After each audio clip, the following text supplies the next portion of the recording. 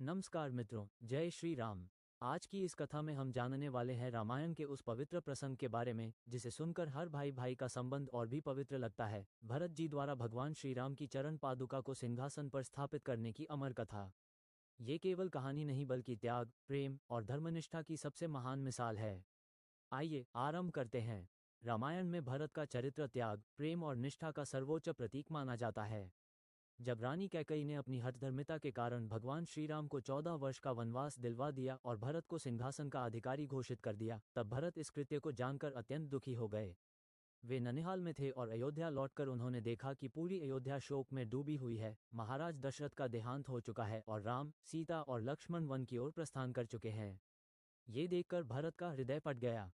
वे बार बार कहते, मैंने यह अन्याय नहीं चाहा। मैं अपने भाई के अधिकार को कैसे स्वीकार कर लूं?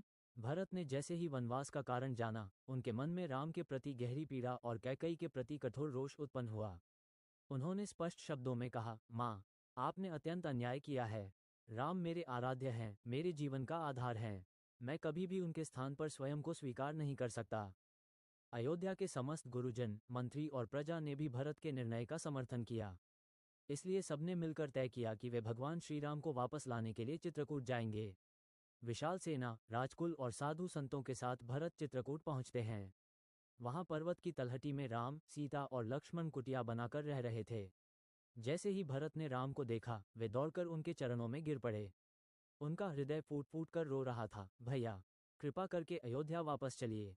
राज सिंहासन आपका है, मैं केवल आपका सेवक हूँ। राम ने प्रेमपूर्वक भरत को उठाया और समझाया, भाई, पिता की आज्ञा मेरा धर्म है।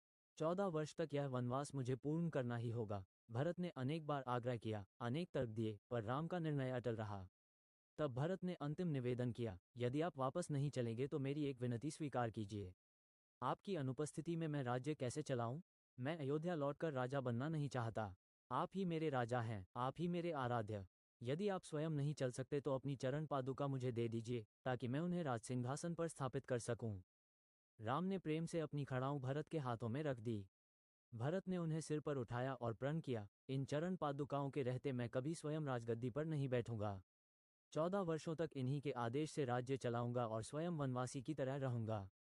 भरत अयोध्या लौटकर पादुकाओं को सिंहासन पर स्थापित करते हैं। स्वयं एक साधक की भांति नंदीग्राम में कुटिया बनाकर तपस्वी जीवन जीते हैं, जैसे वे स्वयं ही वनवास भोग रहे हों। ये पवित्र प्रसंग संसार को सिखाता है कि सच्चा प्रेम, सच्ची भक्ति और सच्ची निष्ठा कैसी होती है। मित्रों, भरत जी का ये त्याग भारतीय संस्कृति का हृदय है, जहाँ सत्ता से ज्यादा महत्व संबंध, धर्म और चरित्र को दिया जाता है। यदि आपको ये कथा पसंद आए हो तो वीडियो को लाइक करें, चैनल को सब्सक्राइब करें और कमेंट में लिखें, जय श्री राम।